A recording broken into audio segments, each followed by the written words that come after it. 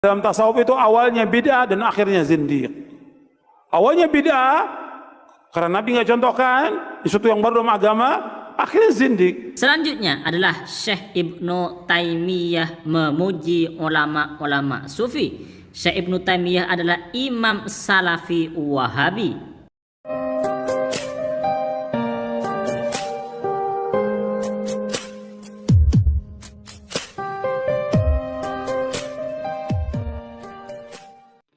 Pengikut Syekh Muhammad bin Abdul Wahhab atau yang disebut dengan Wahabi sangat anti pada tasawuf. Menurut mereka tasawuf adalah sesat.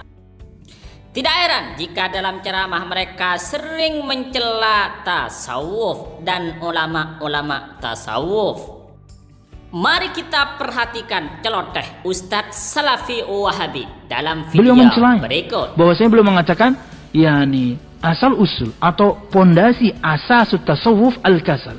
Pondasi kajian-kajian tasawuf itu adalah kemalasan. Anda pengen marah? Marah sama Imam Syafi'i. Beliau yang ngomong, yang mungkin mazhabnya Anda panuti. Beliau yang mencela bahkan di zaman pertama kali munculnya tasawuf.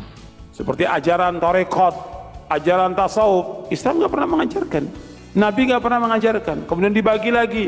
Ini ada tarekat, ada syariat, ada hakikat, ada ma'rifat. Nggak ada dari Nabi SAW. Nggak ada dari sahabat. Ini sesuatu yang muhdats, yang baru dalam agama, yang Nabi nggak contohkan.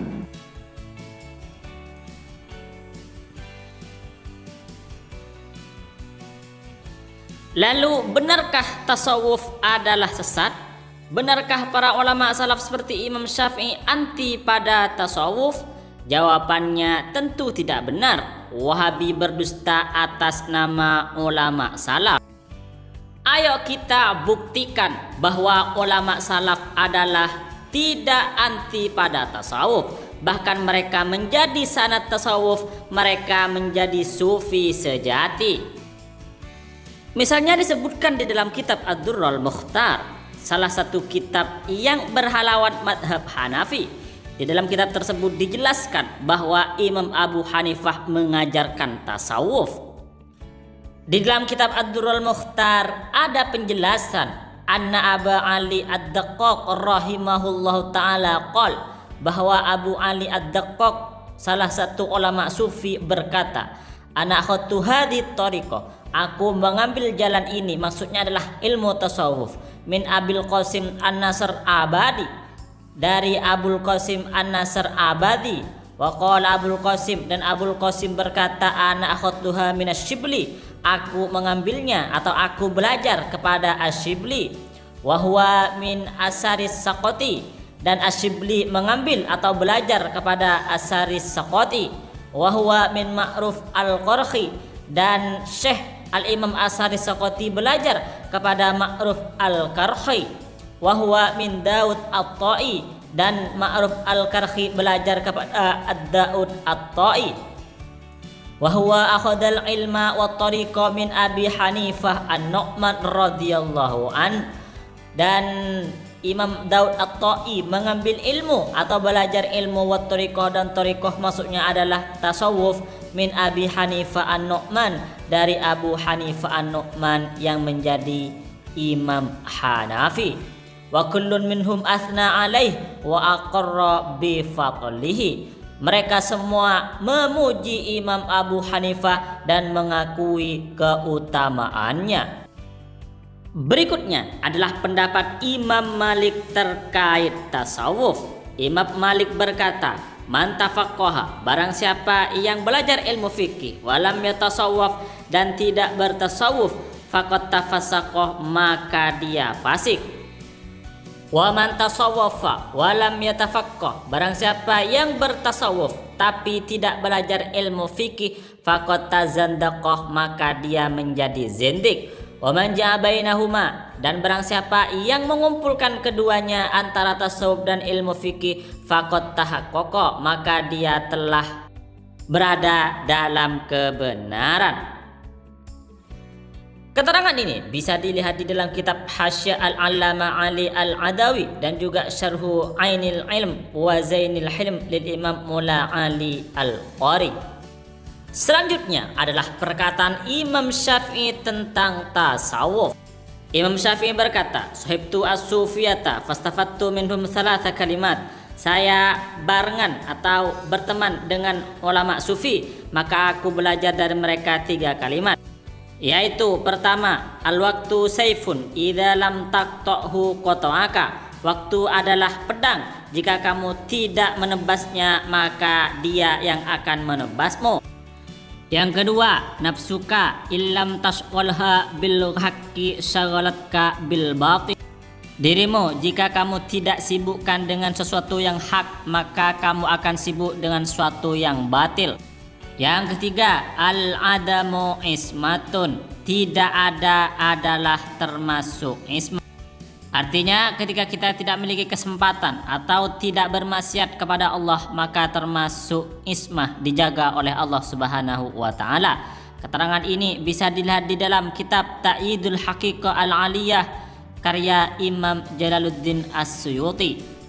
Berikutnya, Imam Asy-Syafi'i juga berkata, "Hubiba ilayya min dunyakum thalathun." Aku menyukai dunia kalian 3. 1. Tarkut takallufi, meninggalkan memaksa. Wa asratul khalqi bitalatufi, dan bergaul dengan sesama dengan cara yang lembut. Wal iktida bitoriki ahli tasawuf, dan mengikuti jalannya ahli tasawuf. Keterangan ini bisa dilihat di dalam Kashful Khafa karya Imam Al-Ajluni. Selanjutnya, Imam Ahmad bin Hanbal berpesan kepada anaknya agar duduk bareng atau belajar kepada ulama tasawuf. Kanal Imam Ahmad rahimahullahu ta'ala qabla musahabatihi lis-sufiyah. Sebelum Imam Ahmad bin Hanbal berteman dengan ulama sufi, yaqulu liwaladihi Abdullah, beliau berkata kepada anaknya yang bernama Abdullah rahimahullah ta'ala, "Ya waladi, wahai anakku, alaika bil hadis, kamu harus belajar hadis, wa iyyaka wa mujalasata haula illadzina sammu anfusahum sufiyah, dan jauhilah mereka yang mereka menamai dirinya dengan sufiyah.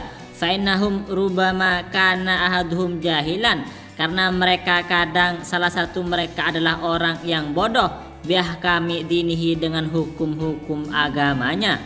Falamma sahiba Aba Hamzah Al-Baghdadi As-Sufi, ketika Ahmad bin Hanbal berteman dengan Abu Hamzah Al-Baghdadi As-Sufi, seorang sufi, wa arafa ahwalal qaumi, dan mengetahui keadaan kaum-kaum sufi, ulama-ulama sufi, asbaha yaqulu liwaladihi, maka Al-Imam Ahmad bin Hanbal berkata kepada anaknya, "Ya waladi, wahai anakku, alaika bimujalasati haula'il qaum, kamu bertemanlah, duduklah, belajarlah kepada mereka ulama-ulama sufi.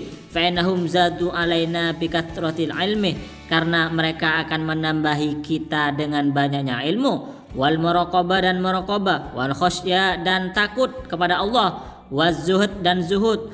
Wa uluwil himmah, dan tingginya cita-cita." Keterangan ini bisa dilihat di dalam kitab Tanwirul Qulub karya Imam Asy-Syaikh Amin Al-Qurdi. Selanjutnya adalah perkataan Sultanul Ulama, rajanya ulama di masanya, yaitu Izzuddin bin Abdissalam. Beliau berkata, "Qadal qaumu minas sufiyati ala qawaidis syariah." Kaum-kaum sufi berpegang teguh kepada kaidah-kaidah syariat, allati la tanhadimu dunya wa ukhra, yang tidak akan roboh di dunia dan akhirat. Wa qada ghairuhum ala rusum, selain ahli sufi berpegang teguh bukan kepada Al-Qur'an tetapi kepada rusum-rusum atau coretan-coretan.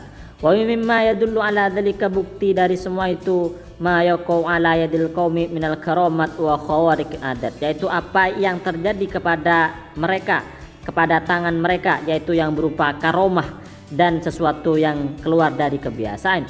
Fa innahu far'un an qurbatil haqqi lahum, hal itu merupakan buah dari dekatnya Allah Subhanahu wa taala kepada mereka.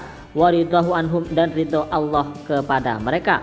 Walau kanal ilmu min ghairi amalin yardo ahlaku ta'ala kullar ridho lajarul karamat ala aidi ashabihim. Andaikan ilmu itu tanpa diamalkan bisa membuat Allah Ta'ala ridho seridho-ridhonya, maka Allah Ta'ala akan memberi karomat kepada orang-orang yang berilmu. Walau lam ya'malu bi ilmihim hayhata, walaupun mereka tidak mengamalkan ilmunya.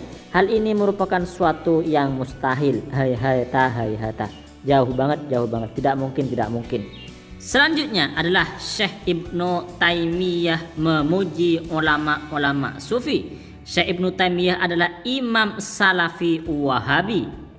Dalam kitab Majmu'ul Fatawa karya Syekh Ibnu Taimiyah dijelaskan, fa'amal mustaqimuna minas salikina, adapun orang-orang yang istiqomah dari para salik atau ulama-ulama sufi, kajumhuri masyayikhis salaf, seperti mayoritas ulama-ulama salaf, mithlul Fudail bin Iyad, seperti Imam Fudail bin Iyad, wa Ibrahim bin Adham dan Ibrahim bin Adham, wa Abi Sulaiman ad-Darani dan Abu Sulaiman ad-Darani, wa Ma'ruf al-Karhi dan Syekh Ma'ruf al-Karhi, wa Saris Saqati dan Saris Saqati, wal Junaid bin Muhammad dan Imam Junaid bin Muhammad, wa ghairihim dan selain mereka minal mutaqaddimin dari ulama-ulama sufi yang terdahulu, wa mithli Syekh Abdul Qadir Al-Jailani dan seperti Syekh Abdul Qadir Al-Jailani, wa Syekh Hamad dan Syekh Hamad, wa Syekh Abil Bayan dan Syekh Abil Bayan, wa ghairihim dan selain mereka minal mutakhirin dari ulama-ulama sufi yang terakhir. Fala yasuwana lisalik, maka mereka tidak membiarkan salik atau orang yang belajar tasawuf, walau tarafil hawa, walaupun mereka bisa terbang, au masya'al ma'i, atau bisa berjalan di atas air, ayakhruja anil amri wan nahyi asyar'iyyaini, untuk keluar dari perintah dan larangan syara', ban alaihi ayyamalul ma'mur, bahkan dia wajib mengamalkan apa yang diperintah, wa yada'a dan meninggalkan al mahdur apa yang dilarang, ila ayyamut sehingga mati. Wa hadha huwal haq, inilah yang benar, alladzi dalla alaihil kitab was sunnah, yang ditunjukkan oleh kitab Al-Qur'an dan sunnah Nabi, wa ijma'us salaf dan ijma'nya para ulama salaf, wa hadha katsirun fi kalamihim, dan hal ini banyak di dalam perkataan mereka. Di sini jelaslah bahwa Syekh Ibnu Taimiyah, imamnya Salafi Wahabi, memuji ulama-ulama tasawuf baik yang awal dan yang akhir. Ulama-ulama tasawuf yang dimaksud di sini adalah ulama yang istiqomah, yang menjalankan ajaran-ajaran Al-Qur'an dan hadis serta ajaran-ajaran para ulama. Selanjutnya Imam Junaid Al-Baghdadi, ulama tasawuf yang menjadi panutan ulama Ahlus Sunnah wal Jamaah sampai sekarang, mengatakan, madhabuna hadza muqayyadun bi usulil kitab was sunnah. Madhab kami ini, madhab tasawuf kami ini diikat oleh usul kitab, oleh Al-Quran dan As-Sunnah. Maksudnya adalah bahwa tasawuf aswaja Ahlus Sunnah wal Jamaah dibangun di atas Al-Quran, hadis dan ajaran-ajaran yang benar. Maka jika ada orang yang mengaku sufi atau berilmu tasawuf tapi tidak sholat, tidak puasa, tidak melakukan zakat, tidak haji, maka bukan ulama tasawuf tapi ajaran yang sesat.